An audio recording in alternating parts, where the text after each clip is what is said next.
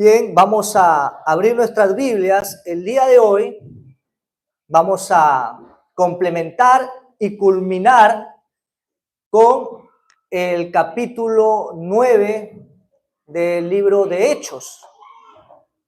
Así que abramos nuestras Biblias en el capítulo 9 del libro de Hechos. Y hoy vamos a hacer un sermón, un mensaje no detallado, pero sí rico en su contenido, y vamos a tratar de inmiscuirnos, adentrarnos en la palabra para ver cuál es el mensaje que Dios tiene para nosotros el día de hoy. El título para hoy es El poder transformador de Cristo en su iglesia. Repito, el poder transformador de Cristo en su iglesia. No vamos a leer todos los 43 versículos del capítulo 9 por factores de tiempo, pero usted con su Biblia en mano y podrá ir revisando algunos pasajes y podrá ir conectándose con el mensaje y la historia que voy narrando poco a poco. Entonces, vamos con una pequeña introducción. El libro de Hechos, en el capítulo 9, nos presentan dos episodios que parecen distintos, pero que en realidad forman una sola sinfonía del poder de Cristo o del poder transformador de Cristo en su iglesia. Por un lado, tenemos la conversión de un hombre llamado Saulo de Tarso, que era un perseguidor feroz de la iglesia, un opositor de los cristianos y un testigo ocular de la muerte del primer mártir, como era Esteban. Pero a la otra vereda tenemos a un hombre llamado Pedro. Este hombre acompañó a Jesucristo desde sus inicios en su ministerio. Vio el bautismo de Jesús, ¿verdad? Caminó con Jesús visitando aldeas, lo escuchó predicar, vio sus milagros, vio cómo fue crucificado y también lo vio en su resurrección. Y hoy trataremos de encontrar un paralelismo entre estos dos personajes que marcan o marcaron un hito en la historia de la iglesia primitiva. Siendo dicho esto de paso, voy a separar el sermón en dos etapas o en dos segmentos. El primer segmento será a partir del versículo 1 al versículo 31 y va a tener por título o encabezado: Cristo transforma al perseguidor. Cristo transforma al perseguidor. Capítulo 9, verso 1 al 31. Si alguno desea anotarlo, puede hacerlo, le va a servir. Y el segundo encabezado tiene que ver con el siguiente título: Cristo levanta al débil. Cristo levanta al débil. Ese encabezado será tratado a partir del versículo 32 al 43. Lo dividí en dos etapas porque una etapa parte con la vida de Pablo y la otra etapa parte con la vida y ministerio del apóstol Pedro. Entonces, vamos a hablar un poco sobre el primer segmento, Hechos 9, 1 al 31. Cristo transforma al perseguidor. Y quiero tratar tres puntos en este segmento. El primer punto es el siguiente: la sinceridad no garantiza la verdad. La sinceridad no garantiza la verdad. El segundo punto es: el celo sin conocimiento es peligroso. El celo sin conocimiento es peligroso. Y el tercer punto es: el evangelio desenmascara el autoengaño religioso. El evangelio desenmascara el autoengaño religioso. ¿Por qué puse el primer punto como la sinceridad no garantiza la verdad? Cuando nosotros leemos el capítulo 9 del libro de Hechos, en las primeras líneas habla de un hombre llamado Saulo de Tarso, y a veces somos muy apresurados en juzgar, en criticar o en hacer algún estudio de una persona o personaje solamente conociendo una cara de la moneda. Y lo que sucede en los primeros versículos es que se nos está hablando de una persona de la cual solamente se conoce una cara de la moneda. ¿Y cuál es la cara de la moneda que nos da Lucas en estos primeros versículos? La cara de un hombre llamado Saulo, que era un perseguidor de la iglesia. Era un hombre que respiraba amenazas, dice, contra la iglesia. Esta palabra de respirar amenazas contra la iglesia no es otra cosa que decir que Pablo en su interior alimentaba su alma de odio hacia los cristianos. Si hubo un hombre en la historia que odió con tanta vehemencia al pueblo de Dios, a los cristianos, fue este hombre llamado Saulo de Tarso. Un hombre que incluso pidió cartas a los sacerdotes, a los saduceos, para ir a Damasco y encontrar, y si encontrara, mejor dicho, algún cristiano, alguien que estuviera predicando en el nombre de Cristo, el cual había sido prohibido, los arrestara y los llevara preso a Jerusalén. Esa era la tarea de este hombre. Pero esa es una parte, es una cara de la moneda. Lo que en realidad desconocemos y que vamos a ir conociendo en la medida que estudiamos la escritura de la vida del apóstol Pablo, es que este hombre, como muchos de nosotros, creía que lo que estaba haciendo era correcto. Él creía que perseguir a los cristianos era correcto, porque él había sido instruido en la ley, había sido discípulo de Gamaliel, él era un judío celoso de la ley, y él mismo se identifica como una persona que aventajaba a sus hermanos en cuanto a la práctica de la ley. O sea que él creía que al defender a los judíos de esta secta cristiana que estaban predicando en el nombre de otro Dios, porque los cristianos creían en Jesús como Dios y decían que Jesús era el Hijo de Dios. Y Pablo decía, no, Yahvé, Jehová o Adonai es uno. Pablo había sido instruido en la ley judaica. Entonces es muy común en el judaísmo que se recite un verso que está en Deuteronomio capítulo 6, en el versículo 4 en adelante. Es muy común que los israelitas diario, por lo menos 3 veces al día, reciten este texto.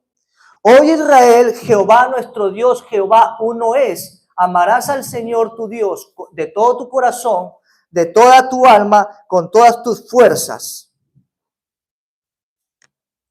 Entonces, para un hombre judío, para un hombre que había crecido, educado e instruido en la idea de que Dios es uno, que Jehová es uno, no podía concebir en su mente que hubiera otro Dios.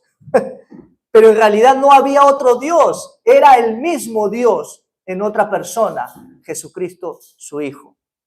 Lo que pasaba con Pablo era que era un hombre sincero en su actuar, pero que estaba sinceramente equivocado. Y eso nos pasa a muchos de nosotros tal vez. Nos ha pasado, nos pasa y nos va a pasar. Que creemos que a veces cuando hacemos algo, lo hacemos de manera correcta. Somos sinceros en nuestra manera de actuar. Pero cuando alguien nos dice, mira, yo entiendo que tú eres sincero en tu forma de actuar, en tu forma de hablar, en tu forma de proceder, pero déjame decirte que estás equivocado. ¿Y cómo destapas el error en una persona que cree estar sinceramente acertado en sus cosas? Cuando expones la verdad delante de él. Cuando tratas con la verdad delante de él. Y eso fue lo que pasó con Saulo de Tarso. Él iba camino a Damasco con cartas de los principales sacerdotes a arrestar a cristianos. Y en su camino a Damasco se encuentra con una luz resplandeciente que lo arroja al suelo. Y de la luz sale una voz que le dice: Saulo, Saulo, ¿por qué me persigues? Saulo, ¿por qué me persigues?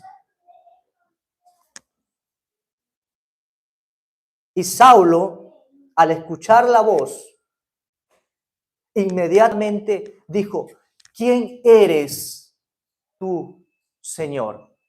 Y la respuesta fue contundente: yo soy Jesús al que tú persigues. Pablo estaba apasionadamente siguiendo a Dios. O mejor dicho, Pablo estaba apasionadamente creyendo que estaba haciendo lo correcto delante de Dios, pero no se dio cuenta que estaba luchando con Dios.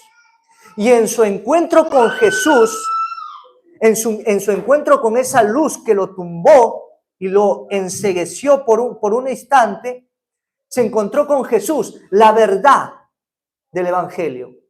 Y cuando se encontró con Jesús, rápidamente se halló con el Dios que él creía que estaba defendiendo, pero que en realidad lo estaba atacando. Es el encuentro con Jesús, mis amados hermanos, es el encuentro con el Hijo de Dios, con la verdad de la Trinidad, que podemos salir del error, que podemos salir de la oscuridad, que podemos ver con claridad y a partir de ahí actuar con verdad, actuar en rectitud. Romanos 10, 2 al 3 dice lo siguiente: porque yo les doy testimonio, este es Pablo hablando en Romanos 10, 3, porque yo les doy testimonio de que tienen celo de Dios, pero no conforme a ciencia, porque ignorando la justicia de Dios y procurando establecer la suya propia, no se han sujetado a la justicia de Dios. El celo de Pablo, mis amados hermanos, lo llevó a convertirse en un obstáculo del Evangelio. Lo llevó a perseguir a la misma iglesia que Dios estaba levantando. A veces podemos creer que lo que estamos haciendo apasionadamente es correcto y estar apasionadamente equivocados también. Podemos creer que nuestras acciones son sinceras, pero estamos sinceramente equivocados. Pablo fue un ejemplo claro de que la sinceridad sin conocimiento es perjudicial. De que la sinceridad a lo loco, la sinceridad sin un análisis, sin un juicio, es perjudicial. Pablo era sincero en su obrar. Pablo creía que estaba a favor de Dios, creía que amaba a Dios, creía que servía a Dios, pero estaba perjudicando la obra. Y cuando se encuentra con Jesús, eso cae inmediatamente. ¿Y qué pasa? Es transformado. Todos nosotros somos transformados cuando nos encontramos con Jesús. Pasamos de una vida a otra vida, o mejor dicho, pasamos de estar en oscuridad a luz, de muerte a vida. El Evangelio, mis amados hermanos, el Evangelio es el medio que Dios utiliza, el medio que Dios usa para que nuestro entendimiento tenga claridad, tenga un norte. Sin el Evangelio, sin la palabra revelada de Dios, sin la palabra revelada de Dios por medio de Cristo, no podemos tener un norte. No podemos tener un destino seguro.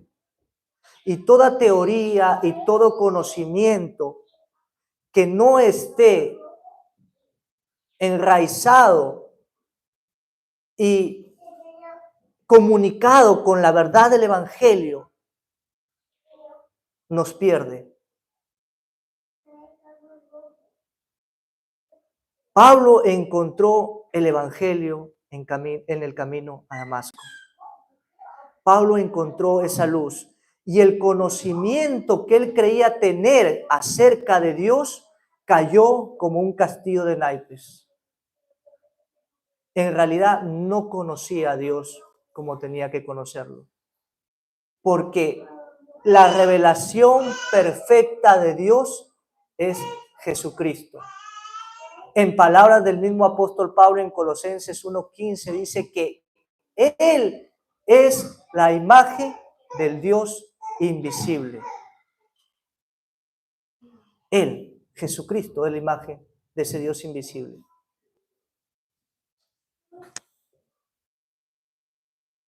Lo impresionante es que Cristo no lo dejó en ese estado al apóstol Pablo. Pablo necesitó ser derribado en Damasco. Su ceguera física reveló su ceguera espiritual. Estaba convencido de ver claro, pero estaba en tinieblas. Fíjense lo que dice 2 de Corintios capítulo 4, verso 6. Abramos 2 de Corintios capítulo 4, verso 6. Búsquelo con cuidado. Dice la palabra: porque Dios, que mandó que de las tinieblas resplandeciese la luz, es el que resplandeció en nuestros corazones para iluminación del conocimiento de la gloria de Dios en la faz de Jesucristo. ¿Qué es lo que hace que las tinieblas vayan, escapen, se apaguen o huyan de nosotros? La luz. Y dice Pablo que es Dios que mandó, ordenó, decretó que de las tinieblas resplandeciese la luz. ¿Cuál fue el encuentro que tuvo Saulo en Damasco? Una luz incandescente, ¿verdad? Y esa luz liberó a Pablo de las tinieblas, liberó a Pablo del desconocimiento de la voluntad de Dios. Y él después transmite esa experiencia y lo lleva a un texto bíblico y le dice a sus hermanos en 2 de Corintios: hermanos, es Dios quien mandó que de las tinieblas resplandeciese la luz. Es Él quien resplandeció en nuestros corazones. Cuando Jesús entra a nuestra vida, nuestro corazón que está teñido por la oscuridad, por el pecado, inmediatamente encuentra luz. Inmediatamente es limpiado e inmediatamente es iluminado por la gloria de Dios, que es Jesucristo. Jesucristo fue el que iluminó a Pablo en Damasco y Jesucristo es el que sigue iluminando hoy en los corazones de cada uno de nosotros. La experiencia de Pablo no es ajena a la nuestra. Muchos de nosotros, antes de convertirnos a Jesucristo y aceptar a Jesucristo como Señor y Salvador, muchos de nosotros tal vez ha practicado alguna fe, tal vez ha practicado alguna religión, tal vez has estado en la iglesia católica, o tal vez has estado en alguna religión pagana, no sé, has practicado el budismo, el hinduismo o qué sé yo, cualquier otra religión. Pablo era un religioso de cepa, sí, un religioso nato. Era un hombre que cumplía los rituales al pie de la letra. Por eso de él mismo dice, en cuanto a la ley, irreprensible, o sea que no había nadie que pudiera reprender a Pablo en cuanto a alguna práctica de la ley. Era un hombre religioso, completamente. Y así muchos de nosotros lo hemos sido antes de conocer a Cristo.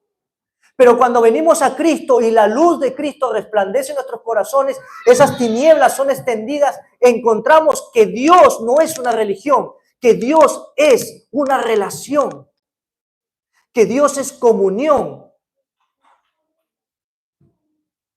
que Dios es amor, que Dios es perdón. Encontramos que Dios no nos manda a cumplir determinada cosa de manera litúrgica, ritual, sistemática, como si eso fuera el sentir de nuestras vidas o la manera como nos tenemos que conducir. Cuando llegamos a Dios, abrimos la Escritura, encontramos que todo se resume en esto: ama a tu prójimo como a ti mismo. Ama al Señor tu Dios con todo tu corazón y ama a tu prójimo como a ti mismo. Se acabó la religión. Porque el que ama a Dios guarda sus mandamientos. Y el que ama al prójimo, y el que ama a su prójimo no le hace daño, no le miente, no le roba, no lo mira con envidia, no desea lo que es suyo, no es vanaglorioso, no lo mira por debajo. Todo eso que forma parte sustancial de la Escritura en textos separados, todos esos consejos que nosotros encontramos en la Escritura y en los Salmos, se resumen en esos dos mandamientos. Por eso es que el cristianismo no es una religión, y Pablo lo entendió cuando se encontró con Jesús. Cuando Jesús se reveló a él, Pablo vio el verdadero Dios, aquel que se dio por los otros. Y a partir de ahí, Pablo fue un hombre que se dio por los otros. Pablo fue un hombre que se entregó a sí mismo por los demás. Y así fue el apóstol Pedro, pero ya vamos a llegar ahí. La gracia de Dios, mis amados hermanos, nos confronta. La gracia de Dios nos quiebra, pero también la gracia de Dios nos redirige a la verdad.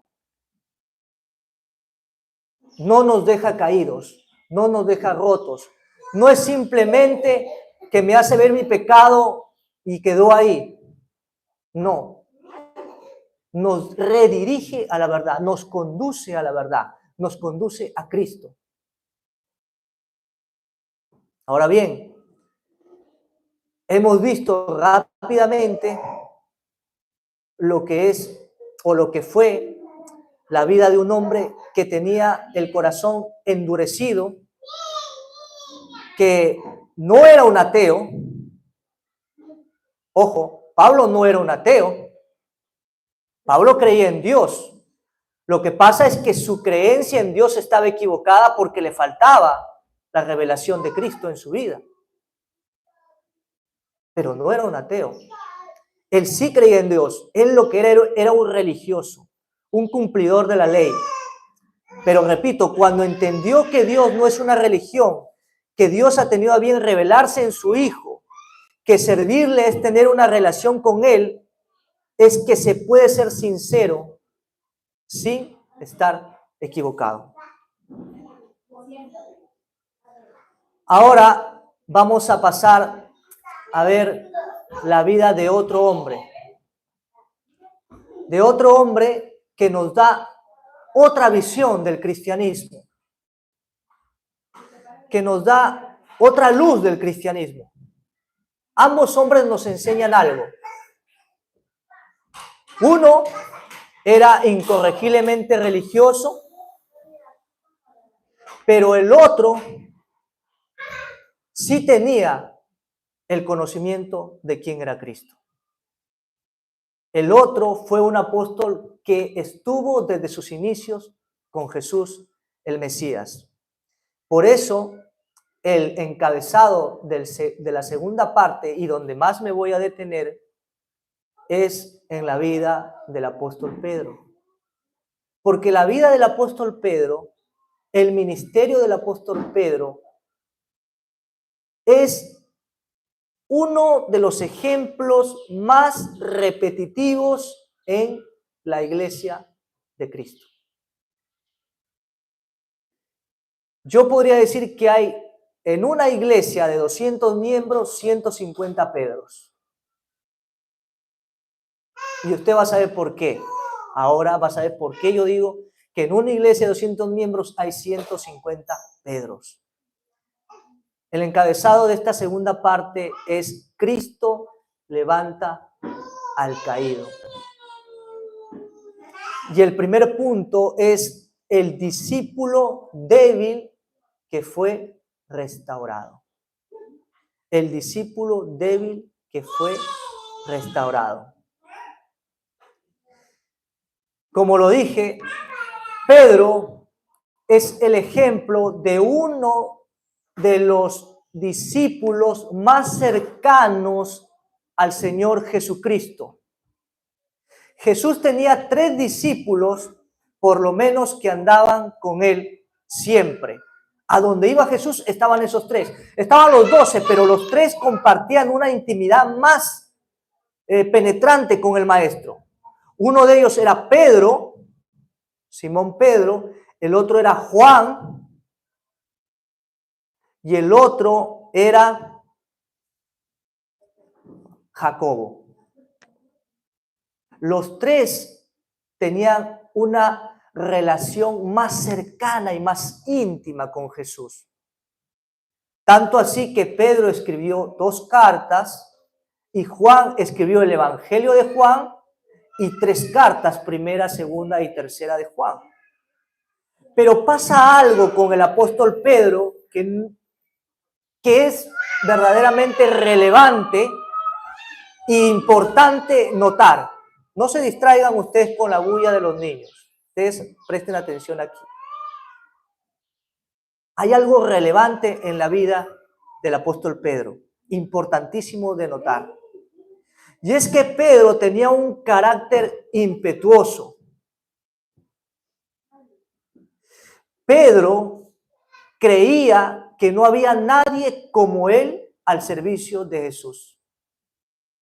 Y en un momento determinado de la historia, Jesús está reunido con sus discípulos después de tener una cena con ellos, orando posiblemente ya a puertas, a horas de ser llevado a la cruz, y les dice a sus discípulos, reunidos con ellos, les dice que va a haber alguien que lo va a entregar y que él irá a la cruz, que él va a morir.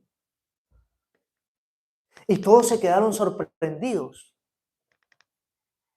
Y por eso digo que ahí está Pedro. Pedro, el discípulo que cree que todas las saben. Pedro, el discípulo que dice, yo te voy a seguir hasta la muerte, Señor. Pedro, el impetuoso. Así que Pedro sale en escena y dice, Señor, yo iré contigo a donde tú quieras que vayas. Y si es posible, hasta la muerte. Y Jesús lo miró a Pedro con los ojos como nos mira a cada uno de nosotros. Muchachito, no sabes lo que dices. Muchachito, no sabes lo que dices. Porque yo voy a morir. ¿Tú estás dispuesto a morir también? Lo miró así. ¿Ustedes cómo creen que miró Jesús a Pedro? Pedro, yo voy a morir. ¿Tú sabes lo que está diciendo? Y Pedro, no, Señor, yo te voy a seguir incluso hasta la muerte. ¿Saben qué es lo que sucedió? Jesús le dijo, mira, te digo aquí, Pedro, que me vas a negar 3 veces antes de que cante el gallo.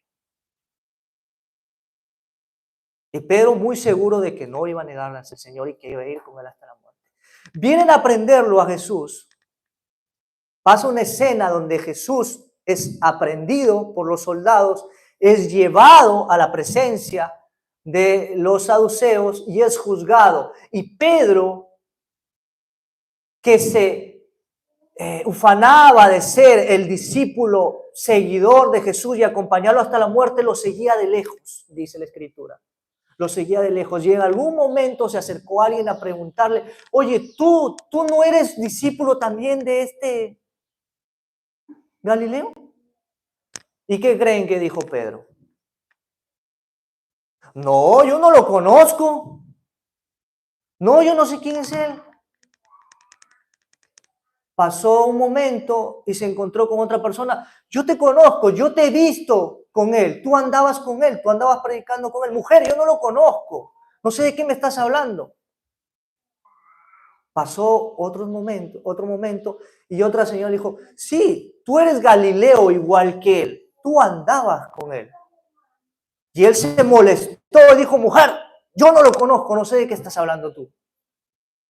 Inmediatamente cantó el gallo. Y Jesús lo miró. ¿Y qué creen que pasó con Pedro?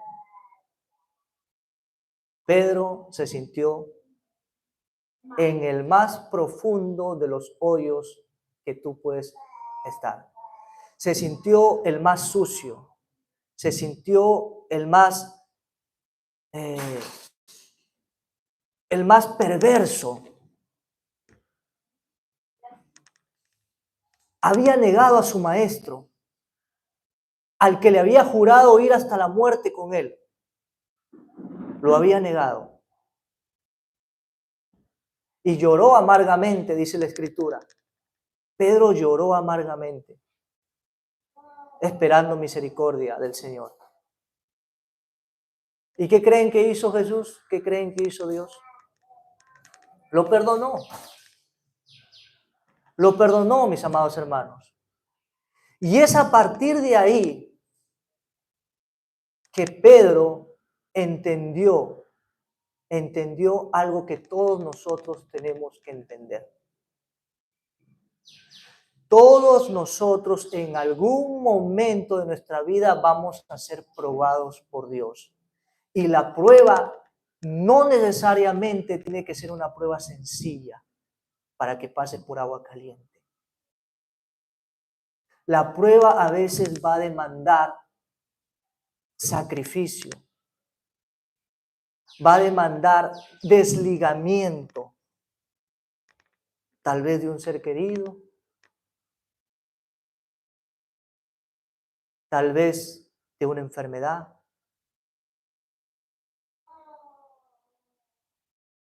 tal vez de una traición. Tú tienes que preguntarte si eso es motivo de dejar a Cristo, si eso es motivo de negar a Cristo, o vas a ir con Cristo a la cruz también. Vas a morir juntamente con Él. Vas a morir a ese dolor que produjo la pérdida de alguien que tú amabas. Vas a morir a ese dolor que te produjo la traición de alguien que tú amabas. Vas a morir a ese dolor que te produce cargar con una enfermedad que tú no pediste, que tú no quisiste, pero que por alguna razón Dios te la dio. ¿Vas a ir a la cruz con Él? ¿O te vas a quedar como Pedro, siguiéndolo de lejos y diciendo, yo no te conozco? Porque si yo digo que te conozco, yo voy a tener que cargar con esa cruz. Y yo no quiero cargar con esa cruz. Yo no quiero tener ese dolor. Yo no quiero pasar por ese camino. Pero Dios levantó a Pedro. Dios restauró a Pedro. Y lo que vemos es un hombre que después de haber sido restaurado, después de haber negado a Jesús, lo predicaba.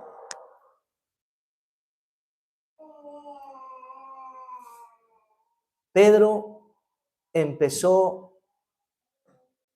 a vivir la vida cristiana como Cristo la vivió. Cuando nosotros entendemos eso, mis amados hermanos, empezamos a vivir la vida cristiana como Cristo la vivió. Pedro, que antes lo había declarado y que antes había dicho, aunque todos te negaren, yo nunca te negaré, cayó preso del miedo y lo negó 3 veces. La debilidad espiritual, mis amados hermanos, muchas veces no está en el desconocimiento de la verdad. Pedro conocía la verdad, Pedro conocía quién era Jesús, Pedro vio los milagros de Jesús, Pedro vio cuando resucitó a Lázaro, Pedro tenía todo el conocimiento de la verdad y toda la experiencia de esa verdad en su vida. La debilidad espiritual muchas veces no está en el desconocimiento de la verdad, sino en la falta de firmeza para sostenerla en la prueba. Ahí se ven los valientes, ahí se ven los hombres, como dicen algunos. Y yo diría, ahí se ven los creyentes. Cuando no solo conoces y sabes de la verdad, sino que cuando viene la prueba te mantienes en la verdad. Eres firme en la verdad y caminas hacia la verdad aún en medio de la prueba. Hermanos, ¿qué valor tiene? Y esto es para reflexión de ustedes y de cada uno de nosotros, me incluyo. ¿Qué valor tiene conocer versículos, conocer doctrina, si en la hora de la prueba negamos a Cristo con nuestras palabras o nuestro silencio? Porque puedes negar a Cristo con tu silencio, ¿sabías? Puedes negar a Cristo con tu silencio. No tiene ningún valor tener todo el conocimiento del mundo como lo tenía Pedro y la experiencia con Cristo si lo niegas al final de cabo. Por eso, repito, y este es el segundo punto, un conocimiento sin valor no edifica. Un conocimiento sin valor no edifica. Pedro, a diferencia de Pablo, no tenía tal vez la información académica ni el trasfondo fariseo que Pablo sí tenía, ¿verdad? Pablo había sido instruido bajo los pies de Gamaliel, así que tenía todo una instrucción de la ley académica, conocía la Torá y todo. Pedro no lo tenía. Pedro era un hombre del vulgo, un pescador que tuvo la dicha y la fortuna de encontrarse con Jesús, pero Pedro tenía lo más importante, lo que no tenía Pablo. Pedro tenía a Cristo. Pedro lo tuvo con él, andó con él, lo miró y aún así falló. ¿Sabes qué nos enseña eso? Que podemos tener a Cristo en nuestro corazón y aún así fallarle. Que podemos decirnos cristianos y aún así equivocarnos. Que podemos predicar a Cristo y aún así callar la verdad cuando debemos de decirla. Ese es el ejemplo que nos da Pedro. Y por eso digo que en una iglesia de 200, 150 son Pedro. ¿Saben por qué? Porque todos o la gran mayoría nos hemos caído en algún momento. Todos o la gran mayoría hemos sido débiles en algún momento. Todos y la gran mayoría nos hemos equivocado en algún momento. Pero ¿cuántos de nosotros dijo, no, me voy a quedar en ese estado? No voy a dejar a Cristo. ¿Me equivoqué?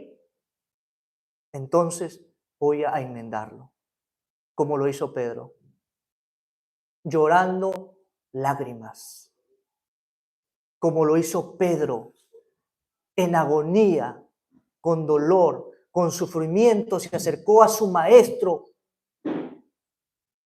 y pidió perdón. Y la garantía es que Cristo lo perdonó. Cristo lo perdonó.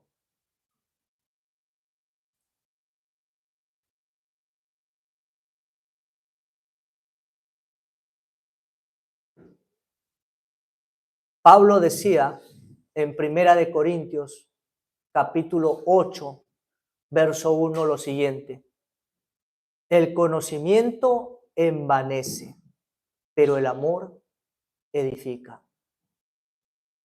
Un conocimiento que no se traduce en amor, que no se traduce en servicio, que no se traduce en obediencia a Dios, no tiene ningún valor. No tiene ningún valor. Pedro mismo cayó en ese peligro. Cuando, lleno de seguridad en sí mismo, dijo que nunca negaría a Jesús.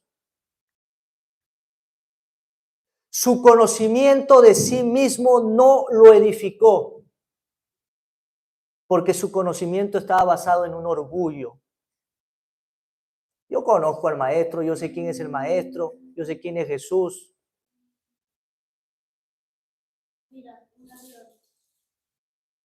Eso le pasa a muchos que lamentablemente no administran ese conocimiento y lo canalizan en el amor. ¿De qué sirve el conocimiento? A Pedro no le sirvió de nada, a Pablo tampoco, A ninguno de los dos le sirvió el conocimiento. A Pablo no le sirvió el conocimiento religioso de la ley judía y a Pedro no le sirvió el conocimiento de haber tenido una experiencia con Jesús, caminando con Jesús. Porque el conocimiento solamente es efectivo cuando descansa sobre la base de la verdad y el amor. Ese conocimiento es transmitido y es efectivo cuando es practicado en verdad y en amor. A eso somos llamados nosotros. Y es entonces cuando Pedro entiende eso, que su ministerio, que el ministerio de Pedro empieza a tener frutos. Y entonces vemos que Hechos nos narra que donde iba Pedro era aclamado, perseguido para que él pudiera sanar a algún hermano que estaba con alguna enfermedad. Y vemos el caso ahí en Hechos 9, donde él hace milagros en Jope, ¿verdad? Levanta un paralítico y después sana a Tabita y después resucita a Tabita. Tabita, que era una mujer que trabajaba con hilos, haciendo tiendas también, telas y todo eso, perdón. Había muerto Tabita. Y llega Pedro en el poder del Espíritu Santo, no en su poder, sino en el poder del Espíritu Santo, ya declarando a Jesús como Señor y Salvador, no negándolo como antes, sino aceptando el señorío de Jesús sobre su vida, llega y empieza a hacer el ministerio. Ya no es un hombre que tiene miedo, ya no es un hombre que huye de las consecuencias de seguir a Cristo, sino que es un hombre que se enfrenta al miedo, que se enfrenta al peligro, porque entiende que hay un valor mucho mayor que es Cristo Jesús. Y el ministerio de Pedro empieza, si usted quiere utilizar la palabra éxito, utilícela. Empieza a tener éxito. Pero empieza a tener éxito porque Pedro halló que el evangelio es un evangelio que levanta al caído, lo restaura y le da poder para hacer la obra. Eso es lo que Dios hizo con Pedro en la persona de Jesucristo.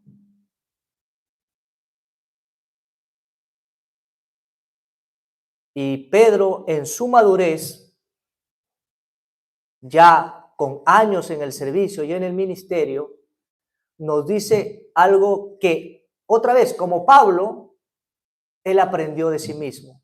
Y como lo aprendió de sí mismo, de su experiencia con Dios en su caminar, él lo escribe a la iglesia para fortalecerla. Segunda de Pedro, capítulo 3, verso 18. Segunda de Pedro, capítulo 3, verso 18. Dice el apóstol Pedro: antes bien, creced en la gracia y el conocimiento de nuestro Señor y Salvador Jesucristo. Fíjense algo, Pedro añade gracia al conocimiento. No es que Pedro simplemente está diciendo crecer en el conocimiento de nuestro Señor Jesucristo y con eso te basta. No. Sino que antes del conocimiento viene la gracia. Crecer en la gracia y el conocimiento de nuestro Señor Jesucristo. Crecemos en la gracia de Dios. ¿Sabes cuándo? Un ejemplo para que tú entiendas. En una oportunidad, Pablo escribe en una de sus cartas que él en oración pidió al Señor en 3 oportunidades que le quitara una ponzoña o un enemigo que lo abofeteaba, que impedía su ministerio. Los eruditos no están de acuerdo de qué se trataba eso. Pudo haber sido una enfermedad a los ojos, algunos dicen que no, pudieron haber sido los judaizantes, algunos dicen que no. En realidad no se sabe qué es lo que estaba pidiendo Pablo. Lo único que sabemos es que Pablo estaba rogando al Señor para que Dios le quitara de él algo que estaba impidiendo que él hiciera el ministerio con toda solicitud. ¿Y saben cuál fue la respuesta de Dios a la vida de Pablo? Lo que Pedro nos dice en 2 de Pedro 3:18. La respuesta a Pablo de parte de: bástate mi gracia, porque mi poder se perfecciona en tu debilidad.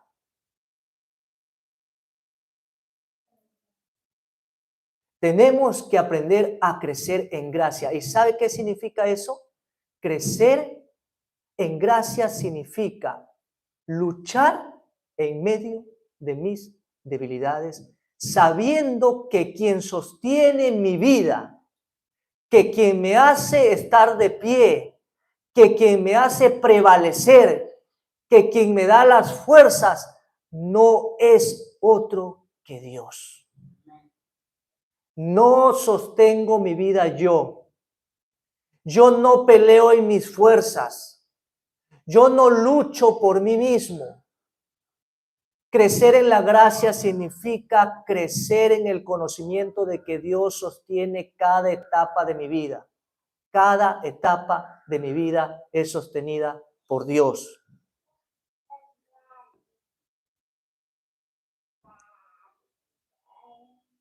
El que lo negó, segundo punto, ahora declara. El que cayó, ahora se levanta. Pedro, lleno del Espíritu, les dijo, Hechos capítulo 4, 8, verso 10. Gobernantes del pueblo y ancianos de Israel, sea notorio a todos vosotros que en el nombre de Jesucristo de Nazaret, a quien vosotros crucificaste y a quien Dios resucitó de los muertos, por él este hombre está en vuestra presencia sano. ¿Qué estaba haciendo Pedro ahí?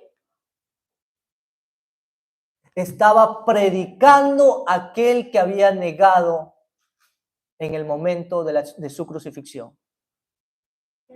Pero no solo eso. No solo eso. Hay algo que tú y yo tenemos que tener claro. Muy claro, hermano. Y es que toda obra buena que se desprende de nosotros, por ejemplo, si usted oró en algún momento por una persona que estaba enferma y esa persona se sanó, usted no es profeta, no vaya a pensar que usted es... no. Eso sucedió porque Dios actuó a través de la oración de usted a esa persona. Y Pedro es un ejemplo hoy, en aquel tiempo, de que toda cosa que él hacía, todo milagro que él realizaba, era por el poder de Dios. Vamos a leer rápidamente Hechos 9. Hechos 9. Creo que es el verso 30. A ver, vamos a ver. Hechos 9:36. Había entonces en Jope, desde aquí vamos a leerlo. Había entonces en Jope una discípula llamada Tabita, que traducido quiere decir Dorcas. Esta abundaba en buenas obras y en limosnas que hacía. Y aconteció que en aquellos días enfermó y murió. Después de lavada, la pusieron en una sala. Y como Lida estaba cerca de Jope, los discípulos, oyendo que Pedro estaba allí, le enviaron 2 hombres a rogarle: no tardes en venir a nosotros. Levantándose entonces Pedro fue con ellos, y cuando llegó le llevaron a la sala donde le rodearon todas las viudas, llorando y mostrando las túnicas y los vestidos que Dorcas hacía cuando estaba con ellos. Entonces, sacando a todos, Pedro se puso de rodillas y oró, y volviéndose al cuerpo dijo: Tabita, levántate.